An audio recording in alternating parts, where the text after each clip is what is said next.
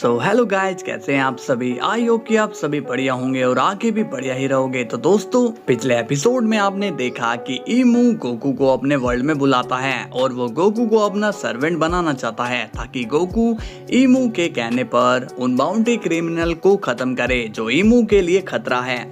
इसके बाद हम देखते हैं कि लूफी की जान खतरे में है और उसे मारने के लिए वर्ल्ड का मशहूर बाउंटी हंटर सिड्रे आया हुआ होता है। तो चलिए गाइस, देखते हैं कि आगे क्या होने वाला है। मगर उससे पहले वीडियो को लाइक एंड हाइप जरूर कर देना और जिस भाई ने भी सब्सक्राइब नहीं किया वो सब्सक्राइब भी कर लेना। ओके, तो चलिए शुरू करते हैं। सीन की शुरुआत होती है लूफी से और सिड्रे उस पर लगातार हमला करने की कोशिश कर रहा होता है, मगर लूफी उस बाउंटी हंटर से हार नहीं मानता है और लूफी भी उसे तगड़ा जवाब दे रहा होता है। मगर सिड्रे के जो हाथ होते हैं वो काफी खतरनाक होते हैं जो कि लूफी को डेंजर में डाल रहे होते हैं। लूफी कहता है, ये बहुत ही पावरफुल है लेकिन ये नहीं जानता कि मैं हूँ कौन। सिड्रे लूफी पर अटैक करने जा रहा होता है। लूफी अपने पेट को फुलाकर उस सिड्रे के पंच को ब्लॉक कर लेता है। लूफी कहता है, क्यों शौक लगाना, तुम्हें क्या लगा कि मैं कोई छोटा मोटा पायरेट हूँ। तुम्हें तो मेरी बाउंटी की रकम को देखकर ही अपना फैसला बदल लेना चाहिए था। सिड्रे कहता है, लेकिन तुम मेरे आगे कुछ भी नहीं हो। तुम्हारे जैसे कई लोग आए और कई गए। तुम्हारे जैसे क्रिमिनल्स को मैंने बहुत तड़पा कर मारा है। लूफी कहता है, अच्छा, अगर तुम इतने ही पावरफुल हो तो तुम मुझे हरा क्यों नहीं पा रहे हो। इस बात पर सिड्रे काफी ज्यादा गुस्सा हो जाता है और वो लूफी पर हमला कर रहा होता है, मगर लूफी सिड्रे से बच जाता है। लूफी कहता है, बच्चों, तुम्हारे अटैक्स बिल्कुल भी काम के नहीं है। इस बात से सिड्रे को गुस्सा आता है और वो अपने अटैक को चार्ज करने लगता है। ये देखकर लूफी काफी ज्यादा सीरियस हो जाता है और तभी हम देखते हैं कि लूफी अपनी गियर 3 का यूज करता है और लूफी अपने हाथ को काफी खतरनाक तरीके से बढ़ा लेता है। लूफी कहता है, गम गम एलिफेंट गन। इसके बाद सिड्रे एंड लूफी के पंच के बीच क्लैश हो जाता है, लेकिन लूफी का पंच ज्यादा पावरफुल होता है और सिड्रे की हालत काफी ज्यादा खराब हो जाती है। लूफी कहता है, क्यों बाउंटी हंटर, आया ना मजा। तभी वहां पर जोरो आ जाता है और कहता है, लूफी, क्या तुम ठीक हो।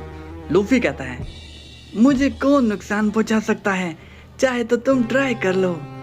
जोरो कहता है, तुम्हें यहाँ कुछ मिला। लूफी कहता है, कुछ मिला तो नहीं, बट यहाँ पर मुझे एक नया क्रू मेंबर मिल गया है। जोरो कहता है, अच्छा, जरा मैं भी तो देखूं कि कौन है वो नया क्रू मेंबर। तभी हमें वहाँ दिखाई देती है हैंकॉक, जो उस एरिया की प्रिंसेस होती है। जोरो पूछता है, लूफी, कहाँ है वो नया क्रू मेंबर। लूफी कहता है, अरे यार, तुम्हारी आंखें हैं या फिर बटन, तुम्हें इतनी बड़ी लड़की दिखाई नहीं दे रही है।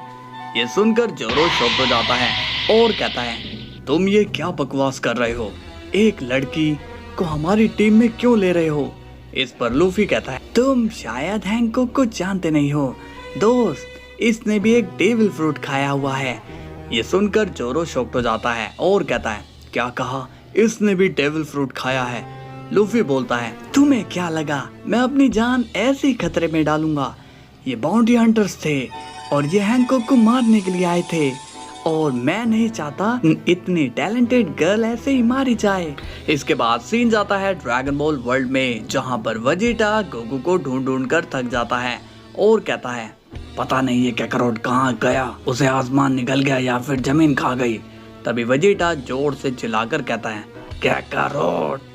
इसके बाद सीन जाता है विश और बीरस पर। बीरस कहता है, विश, ये वेजिटा कहाँ है, काफी दिन से दिखाई नहीं दे रहा है। विश कहता है, लॉर्ड बीरस, लॉर्ड वेजिटा ने मुझे ज्यादा कुछ नहीं बताया, बस मुझे इतना पता है कि वो गोकू को ढूंढने गए हैं। बीरस कहता है, अजीब बात है, भला गोकू को ढूंढने की क्या जरूरत पड़ गई है। तभी वेजिटा वहां आता है और वो काफी परेशान हो रखा होता है। बीरस वेजिटा से गुस्से में कहता है, वेजिटा, इतने दिन से तुम कहाँ थे, कम से कम हमें बता कर तो जाया करो। वेजिटा कहता है, लॉर्ड बीरस, कैकरोट का कुछ नहीं पता चल रहा है, पता नहीं कि वो कहाँ गया। बीरस कहता है, तुम उसकी इतनी चिंता क्यों कर रहे हो, वो जहाँ पर भी होगा ठीक ही होगा और उसकी तो घूमने फिरने की आदत है, तुम तो जानते ही हो। वेजिटा सीरियस हो जाता है और कहता है, नहीं पता, क्योंकि इस बार उसकी हालत घूमने फिरने वाली नहीं थी। बीरस पूछता है, क्यों, क्या हुआ? आज तुम ऐसी बहकी बहकी बातें क्यों कर रहे हो? वेजिटा बोलता है, लॉर्ड बीरस, मैंने आपसे एक बात छुपा कर रखी थी। बीरस पूछता है, कौन सी बात वेजिटा? वेजिटा बीरस को अब सारी बातें बता देता है कि कैसे अर्थ पर ब्लास्ट हुए और कैसे चिची और ओक्स किंग की ब्लास्ट में जान चली गई। बीरस गुस्से में कहता है, मूर्ख सैन, और तुम मुझे ये बात बता रहे हो? वो गोकू हमारे बारे में क्या सोच रहा होगा कि हमने उसकी ऐसी सिचुएशन में उसका साथ नहीं दिया? वेजिटा कहता है, मुझे माफ करना, मैं आपको परेशान नहीं करना चाहता था, लेकिन आज मुझे ये बात बतानी पड़ी क्योंकि मुझे कुछ भी समझ में नहीं आ रहा है कि कैकारोट गया कहाँ। विश कहता है, चलिए लॉर्ड वेजिटा, हम लोग मिलकर उसे ढूंढते हैं। वेजिटा कहता है, मैं तो उसे सभी जगह पर ढूंढ चुका हूँ, मुझे वो कहीं पर भी नहीं मिला। मुझे लगता है कि अब हमें ये काम ग्रैंड मिनिस्टर को दे देना चाहिए। इसके बाद सीन जाता है गोकू पर, जो कि जमीन के अंदर कैद हो रखा होता है। गोकू कहता है, ये मैं कहाँ फंस गया हूँ, मुझे यहाँ से निकलना ही होगा, मगर कैसे? क्योंकि मेरी पावर पूरी तरह लॉक्ड हो चुकी है और ये शख्स कितना पावरफुल है मुझे कुछ भी नहीं पता चल रहा। तभी हम देखते हैं ईमू भी गोकू से जमीन के अंदर ही बात करने के लिए आता है और पूछता है, तो तुम्हारा क्या फैसला है, क्या तुम मेरी बात सुनोगे या नहीं? गोकू कहता है, ये बात सच है कि मैं अपने लोगों को वापस लाना चाहता हूँ, मगर मैं अपने फायदे के लिए दूसरों की जान नहीं ले सकता हूँ। ईमू कहता है, मैंने तुमसे कहा था ना कि वो लोग कोई मामूली लोग नहीं है, वो एक नंबर के बदमाश हैं, उन्हें खत्म करना हमारे लिए बेहद ही जरूरी है। गोकू कहता है, तो तुम ही उन्हें क्यों नहीं मार देते हो? इसका ईमू जवाब देता है, आइडेंटिटी का ही तो खेल है, मैं नहीं चाहता हूँ कि कोई मेरे बारे में जाने, क्योंकि मेरी पहचान ही मेरी असली ताकत है। इस वर्ल्ड में कुछ खास लोगों के अलावा मेरे बारे में कोई नहीं जानता है। तो क्या कहते हो तुम, क्या तुम मेरे लिए काम करोगे? गोकू अब थोड़ा सोचता है और कहता है, ठीक है, मैं एक ही शर्त पर ऐसा करूंगा, अगर वो लोग बुरे होंगे तो ही मैं उन्हें खत्म करूंगा। ईमू कहता है, हाँ ये हुई ना बात, तो चलो अब मैं तुम्हें आजाद कर देता हूँ। इसके बाद गोकू वापस से बाहर आ जाता है। गोकू कहता है, तुम्हें बहुत ही पछताना होगा।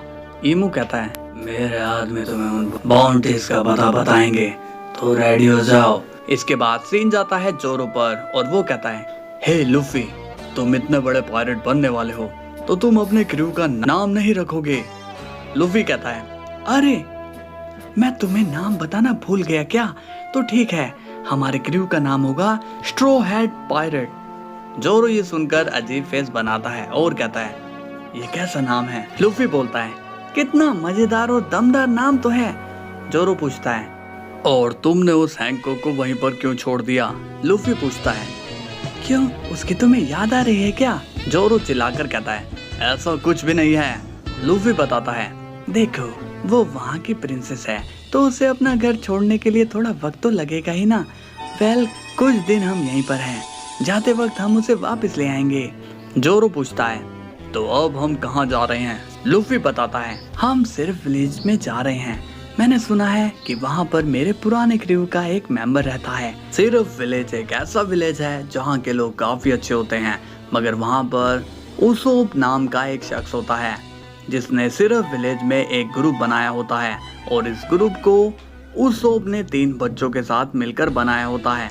इन तीनों बच्चों का नाम तामानेगी, निनिंजिन और पिमान होता है, और ये पायरेट्स लोगों को कोई नुकसान नहीं पहुंचाते हैं, बल्कि ये बस विलेज वालों से झूठ बोलते हैं कि पायरेट्स ने विलेज पर हमला कर दिया है। और उसोप भी विलेज में अपनी टीम के साथ नकली पायरेट बनता है। उसोप की विलेज में एक रिच फ्रेंड होती है जो कि बीमार रहती है और उसका नाम काया होता है, और काया की रक्षा करने के लिए उस पर हमेशा 2 लोग नजर रखते हैं, पहली मैरी और दूसरा क्लातोरे। क्लातोरे काफी खतरनाक शख्स होता है जो काया को मारना चाहता है। तो अब देखना यह है कि क्या गोकू आकर सीधा लूफी से इसी विलेज में मिलेगा या नहीं। तो नेक्स्ट एपिसोड के लिए तैयार रहना, कल फिर मिलते हैं, तब तक के लिए बाय बाय।